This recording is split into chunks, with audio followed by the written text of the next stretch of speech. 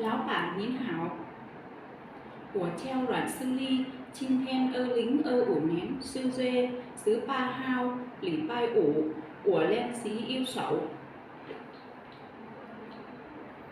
1、2、3、4、5、6、7、8、9、10、11、12、13、14、15、16、17、18、19、20、21、22、23、24、25、26、27、28、29、30，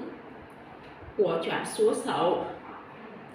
1、2、3、4、5、6、7、8、9、10、11、12、13、15、16、17、18、19、20、21、22、23、24、25、26、27、28、